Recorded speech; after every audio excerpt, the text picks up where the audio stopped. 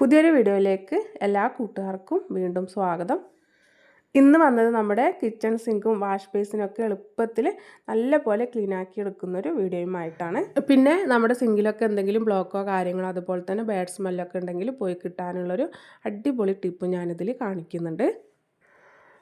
അപ്പോൾ നമ്മുടെ കിച്ചൺ സിങ്കും വാഷേഴ്സൊക്കെ എളുപ്പത്തിൽ ക്ലീൻ ആക്കി എടുക്കാൻ പറ്റിയിട്ടുള്ള വീഡിയോ നമുക്ക് കണ്ടു നോക്കാം. അതിനായിട്ട് ഞാനിതാ ഒരു പേപ്പറിലേക്ക് 2 ടീസ്പൂൺ കല്ലുപ്പാണ് ഇട്ട് കൊടുക്കുന്നത്. ഞാനിന്ന് ഒരു സിങ്കും ഒരു വാഷ് ബേസുമാണ് ക്ലീൻ ആക്കി എടുക്കുന്നത്. അപ്പോൾ അതിന് വേണ്ടിയിട്ടുള്ളൊരു 2 ടീസ്പൂണോളം കല്ലുപ്പ് ഞാൻ എടുത്തിട്ടുണ്ട്. ശേഷം ഈ കല്ലുപ്പ് നമുക്കൊരു ഇടികല്ല് വെച്ചതുപോലെ ഒന്നങ്ങ് പൊടിച്ചെടുക്കാം. നല്ലൊരു സ്ക്രബിങ് എഫക്റ്റ് കിട്ടാൻ വേണ്ടിയിട്ടാണ് കേട്ടോ നമ്മൾ കല്ലുപ്പ് ഈ ക്ലീനിങ്ങിൽ ചേർക്കുന്നത്. ഒന്ന് പൊടിച്ചെടുത്ത് കഴിഞ്ഞാൽ സിങ്കിലും ബേസിനിലൊക്കെ ഒരു സ്ക്രാച്ച് ഒന്നും വീഴാതെ നല്ലപോലെ തന്നെ നമുക്ക് ക്ലീൻ ആക്കി എടുക്കാനും പറ്റും. കല്ലുപ്പ് അങ്ങ് പൊടിച്ചെടുത്തിട്ടുണ്ട്. അതിന് ശേഷം ഇതുപോലൊരു പ്ലാസ്റ്റിക് പാത്രത്തിലേക്ക് ഇട്ട് കൊടുക്കുന്നുണ്ട്. ഇനി ഇതിലേക്ക് ചേർത്ത് കൊടുക്കുന്നത് സോപ്പ് പൊടിയാണ്. സോപ്പ് പൊടി 1 ടീസ്പൂണോളം ഞാൻ ചേർത്ത് കൊടുക്കുന്നുണ്ട്. പിന്നെ വേണ്ടത് ബേക്കിംഗ് സോഡയാണ്. ബേക്കിംഗ് സോഡയും 1 ടീസ്പൂണോളം തന്നെ ചേർത്ത് കൊടുക്കുന്നുണ്ട്. ശേഷം ഇതിലേക്ക് നമുക്കൊരു 2 ടേബിൾ സ്പൂണോളം വിനാഗിരി ചേർത്ത് കൊടുക്കാം. ഇനി നല്ലൊരു സുഗന്ധവും അതുപോലെ തന്നെ നല്ലൊരു ഫ്രഷ്നെസ്സൊക്കെ കിട്ടാൻ വേണ്ടിയിട്ട് ഞാനിതിലേക്ക് ചേർത്ത് കൊടുക്കുന്നത് ഫ്ലോർ ക്ലീനറാണ്.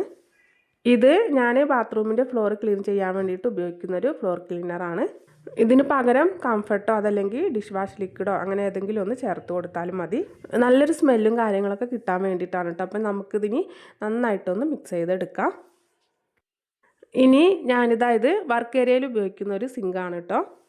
കിച്ചണിലുള്ള സിങ്കിൽ തീരെ വെളിച്ചം കുറവാണ് കേട്ടോ. അപ്പോൾ അതാണ് ഞാൻ ഈ ഒരു സിങ്ക് ക്ലീൻ ആക്കി കാണിക്കുന്നത്. കിച്ചൺ സിങ്ക് ഞാനിതുപോലെ തന്നെ ക്ലീൻ ചെയ്ത് എടുത്തിട്ടുണ്ടായിരുന്നു. അപ്പോൾ വർക്ക് ഏരിയയിലുള്ള ഈ ഒരു സിങ്ക് ക്ലീൻ ചെയ്തെടുക്കുമ്പോൾ വീഡിയോയിൽ കാണിക്കാമെന്ന് കരുതി. അതുപോലെ തന്നെ ഇതും വർക്ക് ഏരിയയിൽ ഉപയോഗിക്കുന്ന ഒരു വാഷ് ബേസിനാണ്. അപ്പോൾ ഇനി നമ്മൾ തയ്യാറാക്കിയെടുത്ത സൊല്യൂഷൻ ഉണ്ടല്ലോ, അത് ഈ സിങ്കിൻ്റെയും വാഷ് ബേസിൻ്റെയും ഒക്കെ എല്ലാ ഭാഗത്തുനിന്നും അപ്ലൈ ചെയ്ത് കൊടുക്കുന്നുണ്ട്. വാഷ് ബേസിൻ്റെ ഈ ഒരു ഭാഗങ്ങളിലൊക്കെ ആയിട്ടൊക്കെ നല്ല അഴുക്കും കാര്യങ്ങളൊക്കെ ഉണ്ടാവട്ടെ. അപ്പോൾ ഇവിടെയൊക്കെ ഞാൻ ഈ ഒരു സൊല്യൂഷൻ അപ്ലൈ ചെയ്ത് കൊടുക്കുന്നുണ്ട്. സൊല്യൂഷൻ അപ്ലൈ ചെയ്തതിന് ശേഷം ഉടനെ തന്നെ നമ്മളിത് ക്ലീൻ ചെയ്തെടുക്കാൻ പാടില്ല കേട്ടോ. ഒരു മണിക്കൂറെങ്കിലും ഒന്ന് കഴിഞ്ഞതിന് ശേഷമാണ് നമ്മളിത് ക്ലീൻ ചെയ്യേണ്ടത്. ഇത് നല്ലപോലെ ഒന്ന് ഉണങ്ങി വരും കേട്ടോ. അതിന് ശേഷം വീണ്ടും ഒന്ന് നനച്ചെടുത്തതിന് ശേഷമാണ് നമ്മളിത് ക്ലീൻ ചെയ്തെടുക്കുന്നത്. അതുപോലെ തന്നെ സിങ്കിലും ഞാനിത് എല്ലാ ഭാഗത്തുനിന്നും അപ്ലൈ ചെയ്ത് കൊടുക്കുന്നുണ്ട്. സിങ്കിലെ ഈ ടാപ്പിലൊക്കെ നല്ലപോലെ തന്നെ തുരുമ്പ് കറയും അഴുക്കൊക്കെ പിടിച്ചിട്ടുണ്ട് കേട്ടോ. അപ്പോൾ ഇവിടെയൊക്കെ ഞാൻ നല്ലപോലെ തന്നെ ഒന്ന് അപ്ലൈ ചെയ്ത് കൊടുക്കുന്നുണ്ട്. കിച്ചണിലെ സിങ്കിനേക്കാളും കൂടുതലായിട്ട് ഞാൻ ഉപയോഗിക്കുന്നത് വർക്ക് ഏരിയയിലെ ഈ ഒരു സിങ്കാണ് കേട്ടോ. കരിപ്പാത്രങ്ങളും അതുപോലെ തന്നെ ഇറച്ചി മീനൊക്കെ ക്ലീൻ ചെയ്യാനായിട്ടൊക്കെ ഈ ഒരു സിങ്ക് തന്നെയാണ് ഞാൻ ഉപയോഗിക്കാറുള്ളത്. അപ്പോൾ ഇങ്ങനെയൊക്കെ ക്ലീൻ ചെയ്തെടുക്കുന്ന സമയത്ത് സിങ്കിലൊക്കെ ഉള്ള ആ ഒരു ബാഡ് സ്മെല്ലും കാര്യങ്ങളൊക്കെ നല്ല പോലെ തന്നെ പോയി കിട്ടും. നമ്മുടെ സിങ്കും വാഷ് ബേസൊക്കെ നല്ലൊരു ഫ്രഷ്നെസ്സും നല്ലൊരു സുഗന്ധവും കാര്യങ്ങളൊക്കെ ആയിരിക്കും. അങ്ങനെ സിങ്കിൻ്റെയും എല്ലാ ഭാഗത്തും നമ്മൾ തയ്യാറാക്കിയെടുത്ത സൊല്യൂഷനൊക്കെ ഒന്ന് അപ്ലൈ ചെയ്ത് കൊടുത്തിട്ടുണ്ട്. അപ്ലൈ ചെയ്തതിന് ശേഷം ഞാനൊരു 2 മണിക്കൂർ ഇത് ഇങ്ങനെ തന്നെ വെച്ചിട്ടുണ്ടായിരുന്നു. അതിന് ശേഷം ഇത് കണ്ടില്ലേ, നല്ല പോലെ തന്നെ നമുക്കിത് ഉണങ്ങി കിട്ടിയിട്ടുണ്ട്. ഇനി ഇതൊന്ന് നനച്ച് കൊടുത്തതിന് ശേഷം ഒരു സ്ക്രബ്ബർ വെച്ചിട്ട് നമുക്കിത് നന്നായിട്ട് തന്നെ ഒന്ന് ഉരച്ച് കൊടുക്കാം.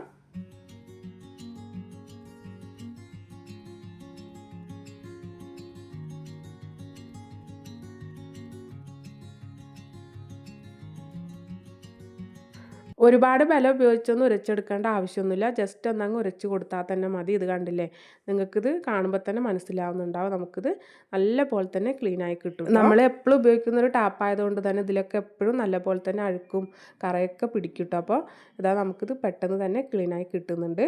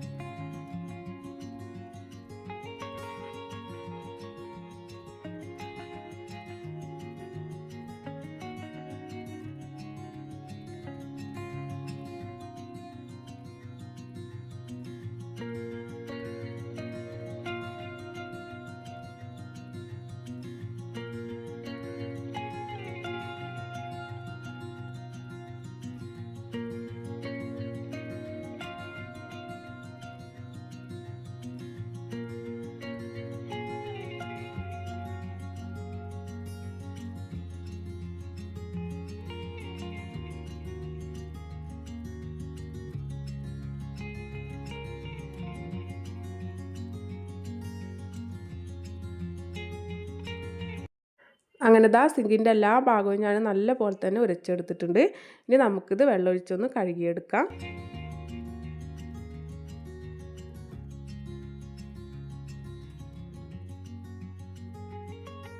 ഇത് കണ്ടില്ല, ജസ്റ്റ് ഒന്ന് ഞാൻ വെള്ളം ഒഴിച്ച് കൊടുത്തിട്ടേ ഉള്ളൂ കേട്ടോ.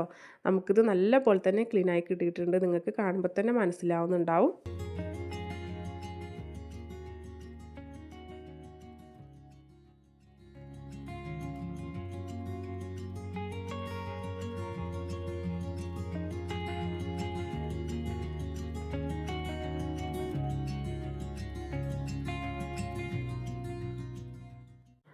നല്ലപോലെ തന്നെ ഞാനിതാ വെള്ളമൊക്കെ ഒഴിച്ച് നന്നായിട്ടൊന്ന് ക്ലീൻ ചെയ്തെടുക്കുന്നുണ്ട്.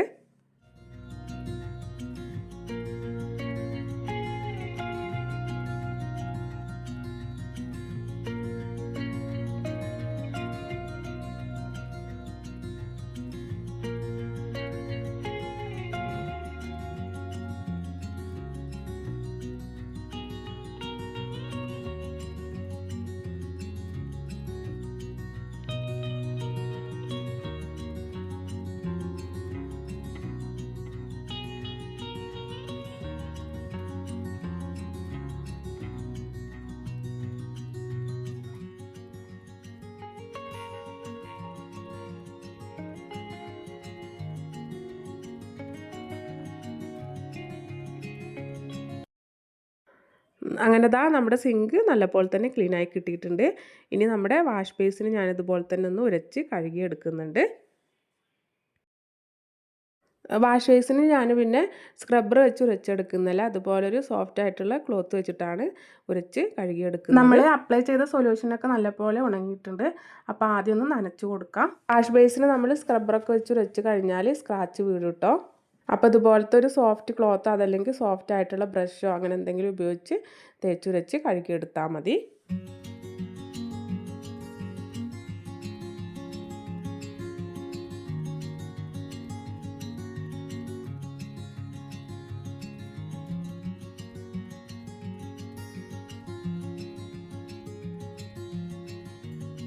എല്ലാ ഭാഗവും ഒന്ന് ഉരച്ചെടുത്തതിന് ശേഷം ഞാനിതാ വെള്ളമൊഴിച്ച് കഴുകിയെടുക്കുന്നുണ്ട്.